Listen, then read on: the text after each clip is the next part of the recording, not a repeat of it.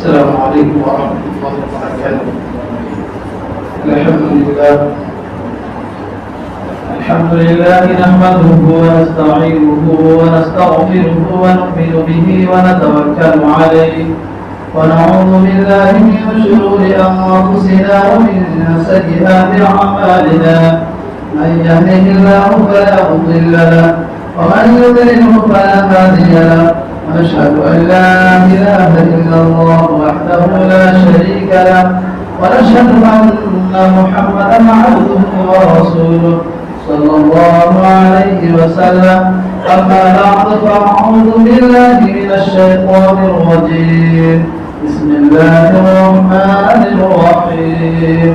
لقد كان لكم في رسول الله أسوة حسنة لمن كان يرجو الله واليوم الآخر وذكر الله كثيرا.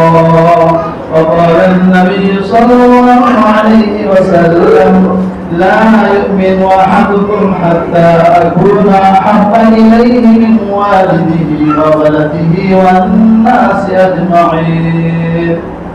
أو كما قال عليه الصلاة والسلام. صدق الله العظيم وصدق رسوله النبي الكريم.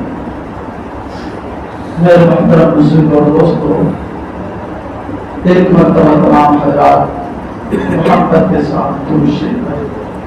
اللهم صل على محمد وعلى آل محمد كما صليت على إبراهيم وعلى آل إبراهيم إنك حميد مجيد.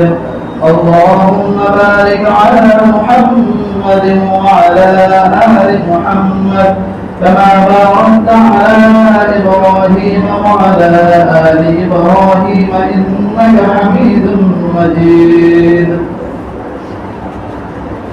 میرے محترم بزرگوں، دوستوں، نوجوان ساتھیوں اور پیارے بچوں، اللہ رب العزت کا بہت بڑا احسان اور کرم ہوا کہ اللہ رب العزت نے ہم سبوں کو دنیاوی تفکرات و خیالات اور الجھنوں سے نکال کر محض اپنی عبادت کے لیے اپنے پاک گھر میں آنے کی توفیق عطا فرمائے.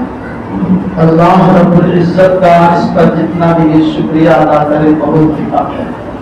میرے محترم بزرگوں اور دوستوں، آپ سبھی کو معلوم ہے کہ ربیع الاول کا مہینہ شروع ہو گیا ہے اور آج 2 ربیع الاول 1446 ہجری ہے. میرے محترم بزرگوں اور دوستوں، جو بھی ربیع الاول کا مہینہ آتا ہے تو ہم لوگ سمجھ جاتے ہیں یہ وہ مہینہ ہے کہ جس کے اندر جناب محمد رسول اللہ صلی اللہ علیہ وسلم کی ولادت باسعادت ہوئی ہے، اور یہی وہ مہینہ ہے جس کے اندر آپ صلی اللہ علیہ وسلم کی وفات بھی ہوئی ہے. میرے محترم بزرگوں اور دوستوں، اور آپ صلی اللہ علیہ وسلم کی بعثت، آپ صلی اللہ علیہ وسلم کی ولادت، یہ مسلمانوں کے لیے بہت ہی قابل تعریف بات ہے اور مسلمانوں کو اس پر خوش ہونا چاہیے. مسلمان جو ہو اور خوش نہ ہو ایسا ہو نہیں سکتا ہے. آپ صلی اللہ علیہ وسلم کی بعثت سے تمام مسلمان خوش ہوتے ہیں اور خوش ہونا بھی چاہیے. میرے محترم بزرگ اور دوستوں، کیوں نہ ہو؟ اس لیے کہ آپ صلی اللہ علیہ وسلم کے آنے سے پہلے ظلم و بربریت کا دورہ تھا. اس وقت کوئی نیکی نہیں جانتا تھا کہ کیا نیکی ہے، کیا سچائی ہے، کیا عدل و انصاف ہے. ہر لوگ ظلم و زیادتی میں، تاریکیوں میں پھنسا ہوا تھا. آپ صلی اللہ علیہ وسلم آئے تو لوگوں کو رشد و ہدایت کا راہ ملا. میرے محترم بزرگوں اور دوستوں، جس پر ظلم کیا جاتا تھا ان کو ظلم سے بری ہو گئے. میرے محترم بزرگوں اور دوستوں، جو لوگ ظلم و زیادتی کرتے تھے وہی لوگ اللہ تبارک و تعالی کے نزدیک محبوب بن گئے اور اللہ رب العزت نے انہیں رضی اللہ عنہ کا خطاب نصیب عطا فرمایا. میرے محترم بزرگوں اور دوستوں، آپ صلی اللہ علیہ وسلم کی ولادت سے ہر ایک کو خوش ہونا چاہیے، لیکن آپ صلی اللہ علیہ وسلم کی ولادت کس تاریخ میں ہوئی ہے؟ مہینہ تو معلوم ہے کہ ربیع الاول کے مہینے میں آپ صلی اللہ علیہ وسلم کی ولادت باصادت ہوئی ہے۔ علماء کا اس میں ڈھیر سارے اختلافات ہیں۔ بعض علماء کہتے ہیں کہ 2 ربیع الاول، 8 ربیع الاول، بہت سارے اقوال ہیں، 9 ربیع الاول، 12 ربیع الاول، لیکن آپ صلی اللہ علیہ وسلم کی وفات اس مہینے میں اور اس مہینے کی 12 تاریخ میں ہوئی ہے، اس پر سب متفق ہیں، اس پر تمام علماء محدثین متفق ہے کہ 12 ربیع الاول کو آپ صلی اللہ علیہ وسلم کی وفات ہوئی ہے۔ میرے محترم بزرگ اور دوستو، کہنے کا مطلب یہ ہے کہ جو ہی 12 ربیع الاول آتا ہے، تمام مسلمان خوشیاں منانے کے چکر میں لگے رہتے ہیں۔ خوش ہونا الگ بات ہے اور ہر ایک کو خوش ہونا چاہیے، لیکن جو مروجہ ہم لوگ خوشی منا رہے ہیں یہ کہیں سے ثابت نہیں ہے، اس کا دلیل کہیں سے نہیں ملتا ہے، کہیں سے اس کا ثبوت نہیں ملتا ہے۔ بعض لوگ کہتے ہیں کہ آپ صلی اللہ علیہ وسلم مدینہ تشریف لائے تو وہاں کے بچے اور بچیاں بجا بجا کر خوشی منا رہی تھی، طلعت بدر علینا وہاں پر گا رہے تھے۔ تو ان کو سوچنا چاہیے کہ آپ صلی اللہ علیہ وسلم کی ولادت کب ہوئی، پھر آپ صلی اللہ علیہ وسلم کو نبوت ملی، پھر وہاں کے لوگوں نے ظلم و زیادتی کی، پھر آپ صلی اللہ علیہ وسلم مکہ سے مدینہ ہجرت کر کے جا رہے ہیں، تب لوگ بچیاں وہاں کے بچے خوشی منا رہے ہیں۔ اور ہم لوگ کا خوشی مناتے ہیں کہ آپ صلی اللہ علیہ وسلم کی ولادت پر۔ میرے محترم بزرگ اور دوستو، اور دلیل پیش کرتے ہیں کہ ابو لہب نے اپنی باقی زبیدہ کو آپ صلی اللہ علیہ وسلم کی ولادت پر، آپ صلی اللہ علیہ وسلم کی پیدائش کے دن اس کو آزاد کر دیا تھا۔ یاد رکھیں، ابو لہب کو چچا ہونے کے ناطے سے آزاد کیا تھا۔ بچہ جب پیدا ہوتا ہے تو ہر کسی کو خوشی ہوتی ہے، گھر والوں کو خوشی ہوتی ہے، چچا کو خوشی ہوئی، انہوں نے باندی کو آزاد کر دیا۔ لیکن دیکھیے کہ وہی چچا ہے جو آپ صلی اللہ علیہ وسلم پر ایمان نہیں لاتا۔ اگر ہم ابو لہب کی دلیل دیتے ہیں کہ انہوں نے خوشی منایا ولادت پر تو وہ کافر ہے، یہ دلیل نہیں چل سکتا ہے، اس لیے کہ اگر آپ ان کی طرز پر خوشی منا رہے ہیں تو وہ جہنمی ہے، وہ جہنم میں جانے والا ہے۔ آپ اور ہم اس کی نقش قدم پر چلیں گے تو ہمارا ٹھکانہ بھی وہی ہوگا۔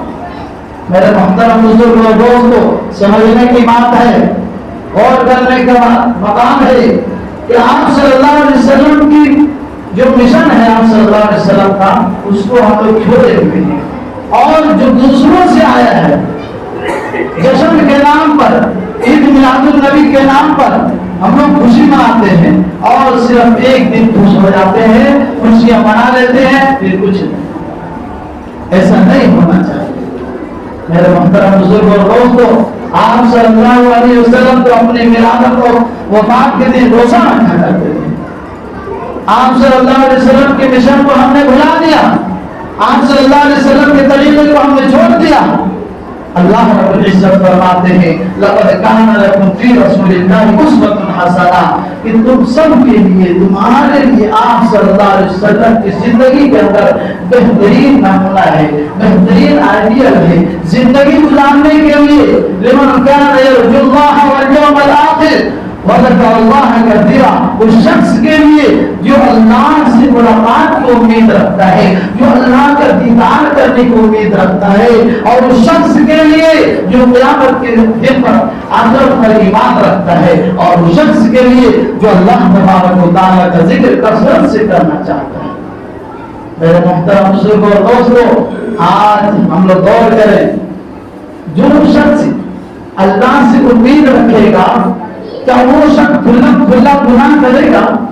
کیا بے خوف ہو کر، نڈر ہو کر گناہوں میں ملوث ہوگا؟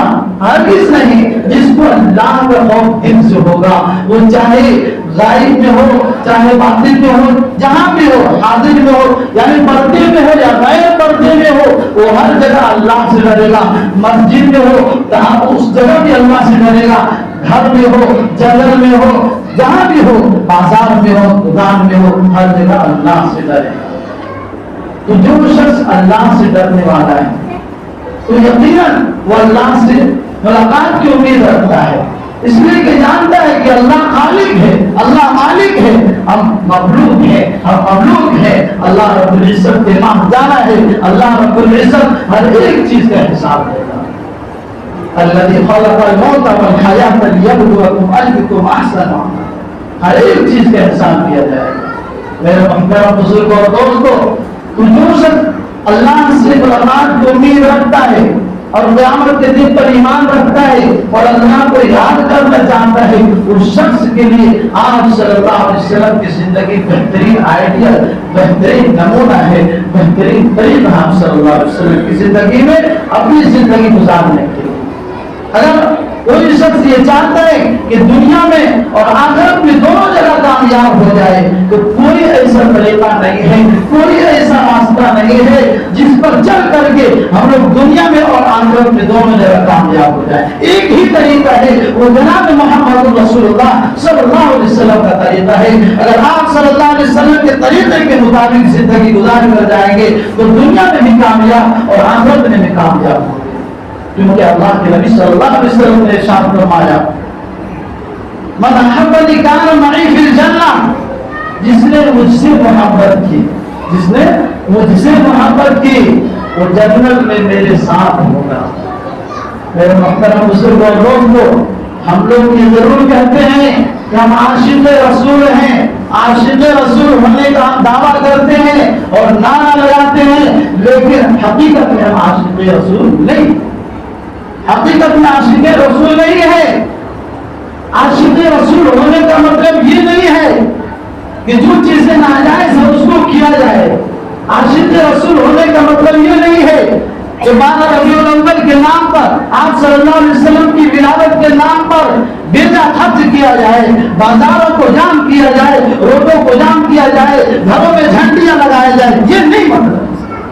عاشق رسول ہونے کا مطلب یہ ہے کہ آپ صلی اللہ علیہ وسلم کی سیرت پر عمل کیا جائے، آپ صلی اللہ علیہ وسلم کی زندگی کو دیکھا جائے کہ آپ صلی اللہ علیہ وسلم نے کس طریقے سے پوری زندگی گزار کر گئے ہیں، آپ صلی اللہ علیہ وسلم ہمارے لیے کیا طریقہ چھوڑ کر گئے ہیں۔ عاشق رسول ہیں تو ہمیں چاہیے کہ آپ صلی اللہ علیہ وسلم کی سیرت پر، سنت پر عمل کریں، اپنے چہروں کو اپنے نورانی بنائیں، اپنے چہروں کو سنت سے سجائیں، اپنے آپ کو ہمیشہ اللہ کے رسول صلی اللہ علیہ وسلم کی سنتوں پر عمل کرتے ہوئے زندگی گزاریں۔ میرے محترم بزرگ اور دوستو، صرف نعرے لگانے سے کوئی عاشق رسول نہیں ہوتا۔ عاشق رسول ہے تو حقیقت میں آپ صلی اللہ علیہ وسلم سے عشق ہونا چاہیے۔ آپ صلی اللہ علیہ وسلم کے عاشق ہیں اس لیے نماز کی پابندی کرتے ہیں، آپ صلی اللہ علیہ وسلم کے عاشق ہیں اس لیے ہم داڑھی بھی رکھتے ہیں، آپ صلی اللہ علیہ وسلم کے عاشق ہیں اس لیے آپ صلی اللہ علیہ وسلم کے حجہ مبارک پر ہم لوگ عمل کرتے ہیں، آپ صلی اللہ علیہ وسلم کے قول فعل پر عمل کرتے ہیں۔ ایسا ہونا چاہیے۔ عاشق رسول ہونے کا یہ مطلب نہیں ہاتھ میں جھنڈیاں لے لیں اور صرف نعرہ بازی لگاتے چلیں۔ میرے محترم بزرگوں اور دوستوں، اور اس میں بہت ساری خرابیاں بھی ہیں، بہت ساری خرابیاں بھی ہیں۔ اللہ کے نبی صلی اللہ علیہ وسلم نے فرمایا کہ راستے میں یا کہیں بھی تکلیف دہ چیز کو دیکھو تو اس کو ہٹا دو، اس سے صدقے کا ثواب ملے گا تمہیں۔ لیکن ہم لوگ کیا کرتے ہیں؟ راستوں کو، چوک چوراہوں کو جام کر دیتے ہیں، اس سے نہ جانے کتنے لوگوں کو تکلیفیں ہوتی ہیں اور نہ جانے کتنے لوگ موت آ جاتے ہو۔ اس لیے کہ ایمرجنسی کے وقت لوگ جاتے ہیں، ان کو جلد سے جلد ہاسپٹل پہنچنا ہوتا ہے، روڈ جام ہوتا ہے جس کے کارن وہ نہیں جا پاتے۔ اور بھی جھنڈیاں لگانے میں بہت ساری خرابیاں ہیں، اس پر لا الہ الا اللہ محمد رسول اللہ اور بھی بہت سارا کچھ لکھا ہوا ہوتا ہے۔ بتائیے آج تو جھنڈیاں لگائے ہیں، لیکن جب وہی 12 ربیع الاول ختم ہوتا ہے کچھ دنوں کے بعد وہی جھنڈی نالی میں پڑا ہوا نظر آتا ہے۔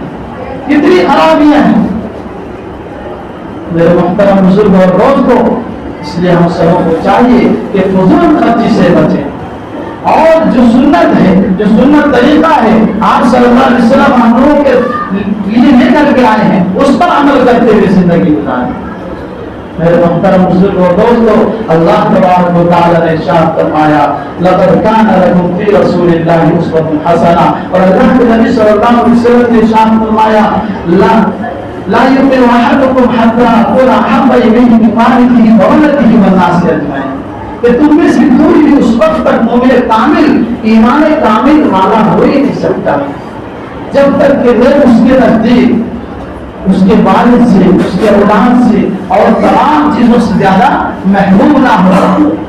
بتائیے ایسا ہے؟ آپ صلی اللہ علیہ وسلم سے اتنے محبت ہے ہمیں، آپ صلی اللہ علیہ وسلم سے محبت ہوتی تو کیا اذانیں ہوتی اور مسجدیں خالی نظر آتی؟ ایسا نہیں۔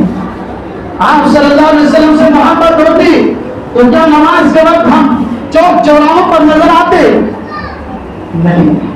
آپ صلی اللہ علیہ وسلم سے محبت ہوتی تو آپ صلی اللہ علیہ وسلم نے فرمایا کہ جب اذان ہو جائے تو اذان کا جواب دو، اذان کا جواب دو۔ ایک تو ہے کہ زبان کے ذریعے سے جواب دینا ہے، اور ایک حقیقی جواب اس کا یہ ہے کہ جا کر کے مسجد میں نماز پڑھ کر کے آنا۔ اذان کا جواب جو مسجد کہتا ہے وہی کہنا ہے، یہ زبان کے ذریعے سے۔ اصل جواب آپ نے اذان سنی ہے، مسجد میں پہنچ کر کے اور نماز ادا کرنا۔ میرے محترم بزرگوں اور دوستوں، بہت ساری خرابیاں مسلمانوں کے اندر ہیں، اور کیا کہتے ہیں میلاد پر ہی بگاڑ۔ جشن عید میلاد النبی، جشن عید میلاد النبی، میں نے پہلے بھی کہا کہ خوش ہونا اچھی بات ہے اور خوش ہونا بھی چاہیے۔ وہ ایمان والا اور مسلمان ہو ہی نہیں سکتا جو آپ صلی اللہ علیہ وسلم کی ولادت سے، بعثت سے خوش نہ ہو۔ لیکن کیا کہتے ہیں جشن عید میلاد النبی، عید کا نام دیتے ہیں۔ بتائیے اسلام کے اندر، مذہب اسلام کے اندر دو عیدیں ہیں، ایک عید الفطر، دوسرا عید الاضحیٰ۔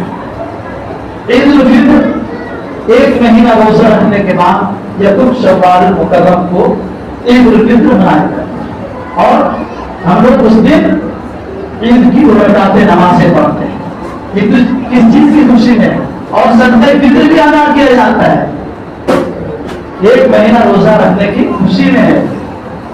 اور اللہ کے نبی صلی اللہ علیہ وسلم نے یہ بھی ارشاد فرمایا کہ جو شخص روزہ نہ رکھے اور جو شخص قربانی نہ دے وہ میری عیدگاہ کی قریب بھی نہ آئے، تو اس کے بدلے میں اس کی خوشی ہے۔ لیکن بتائیے کس چیز کی خوشی ہے؟ اگر عید ہے تو پھر اس کی نماز کیا ہے؟ کہاں پہ پڑھتے ہیں؟ مسجد میں، عیدگاہ میں، کہیں نہیں۔ بتائیے پھر عید کیسے ہو سکتا ہے؟ میرے محترم بزرگوں اور دوستوں، اس لیے آپ صلی اللہ علیہ وسلم کی ولادت سے ہر ایک کو خوش ہونا چاہیے، اور خوشی اسی وقت محسوس ہوگی جب آپ صلی اللہ علیہ وسلم کی سنت پر عمل کریں گے، آپ صلی اللہ علیہ وسلم کی سیرت پر عمل کریں گے، آپ صلی اللہ علیہ وسلم کی لائق دین کو سینے سے لائیں، آپ صلی اللہ علیہ وسلم کی رات دن نافرمانی کرتے ہیں، سنتوں کو چھوڑتے ہیں، اور پھر کہتے ہیں ہم عاشق رسول ہیں، محبت کرنے والے ہیں۔ کیا کوئی محبت کرنے والا ایسا ہی ہوتا ہے؟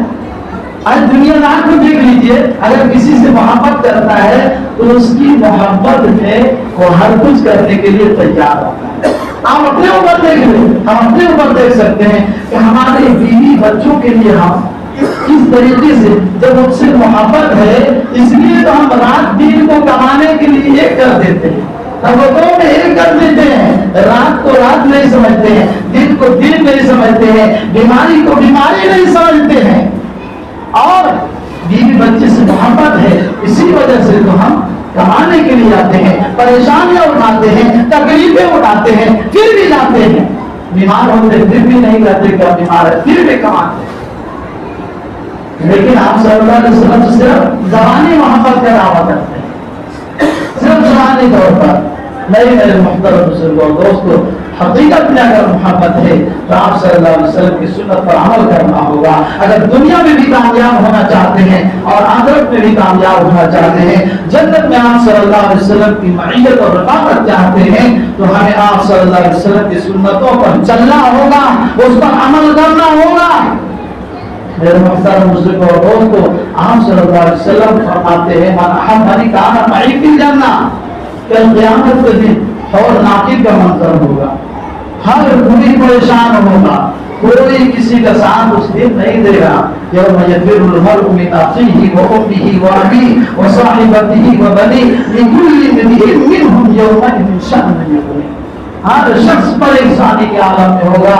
ایک شخص چاہے گا، بیٹا چاہے گا باپ سے ملے، یا باپ چاہے گا کہ بیٹے سے مل کر کے نیکی کا مطالبہ کر لے کہ بیٹا تمہارے زندگی کے لیے دنیا میں میں نے تمام طرح کی مشقتیں اٹھائی ہے، پریشانیاں برداشت کی ہے، آج تم مجھے ایک نیکی دے دو. اس وقت کوئی دینے والا نہیں ہوگا. ایسے عالم میں آپ صلی اللہ علیہ وسلم کی معیت اور وفادت کتنی بڑی چیز ہے. لیکن جب آپ صلی اللہ علیہ وسلم کی سنتوں پر عمل کیے ہوں گے تب رات دن تم سنت کو چھوڑ رہے ہو،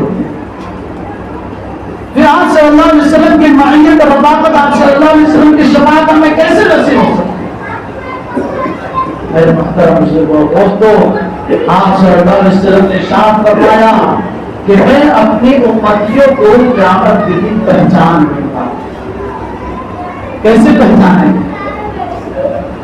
نشانیاں بھی بتلاتی ہیں کہ جو لوگ پانچوں وقت وضو کرتے ہیں، پانچوں نماز کے ٹائم وضو کرتے ہیں، اچھی طریقے سے کامل وضو کرتے ہیں، وضو کر کر کے نماز پڑھتے ہیں، نماز ادا کرتے ہیں، ان کے چہرے آغائے وضو آغائے نماز اس کا روشن ہوگا، جس کی وجہ سے میں اس کو پہچان لوں گا. ان کی چمک کی وجہ سے میں پہچان لوں گا کہ یہ میرا امتی ہے. لیکن یاد رکھیے ہم اس کے خلاف کریں گے تو کیا آپ صلی اللہ علیہ وسلم یہ پہچان بھی سکیں گے کہ ہم ان کی امتی ہیں؟ آپ صلی اللہ علیہ وسلم کی نافرمانیاں کر کے اور ہم یہ کیسے کہہ سکتے ہیں کہ آپ صلی اللہ علیہ وسلم سے جام کوثر ہمیں نصیب ہوگا؟ اللہ کے نبی صلی اللہ علیہ وسلم اگر اس دن کہہ دیں گے سن کر دور ہو جا تم نے دنیا کے اندر میرے سنتوں کو چھوڑا، میرے سنتوں کو پرے کر دیا اور تم نے دنیا سے محبت کیا، دور ہو جاؤ، کیا عالم ہوگا اس وقت. اسی لیے آج وقت ہے ہمارے پاس، آج ہم سانس لے رہے ہیں، نہ جانے یہ سانسیں کب بند ہو جائے. آج وقت ہے ہمارے پاس، آج سن جائیں اور اللہ کے نبی صلی اللہ علیہ وسلم کی سنتوں پر چلنے والے بن جائیں. میرے محترم بزرگوں اور دوستوں، آج ہر گھر سے یہی شکایت ہے کہ ہمارے گھر میں پریشانیاں ہیں. پریشانی کیوں نہ ہو؟ پریشانی کی وجہ تو یہی ہے کہ ہم اللہ کے احکام کو رات دن توڑ رہے ہیں، اللہ کے نبی صلی اللہ علیہ وسلم کی سنتوں کو چھوڑ رہے ہیں. ہمارے گھر میں سکون کہاں سے آئے گا؟ ہماری بیویاں، ہماری بیٹیاں، ہمارے بیٹے اور ہم خود سب مل کر کے اللہ کے احکام کو توڑ رہے ہیں. کہاں سے ہمارے گھر میں سکون آئے گا؟ کہاں سے رحمتیں ہوتے ہیں؟ رحمت کا فرشتہ جب آتا ہے ہم تو دروازہ لگا کر کے سوئے ہوئے نظر آتے ہیں. میرے محترم مسلموں دوستوں، آ جائیں، ابھی بھی سنت کے راستے پر آ جائیں. ابھی وقت ہے ہمارے پاس. جب یہ وقت چلا جائے گا تو افسوس کرنے سے ہمیں کچھ نہیں ملنے والا. میرے محترم بزرگوں دوستو، اس لیے جو باتیں کہی گئی ہیں اللہ تبارک و تعالیٰ سے دعا کرے کہ ان تمام باتوں پر عمل کی توفیق عطا فرمائے. اگر کسی کو میری بات سے تکلیف ہوئی ہے تو میں معذرت خواہ ہوں. وآخر دعوانا الحمدللہ رب العالمین.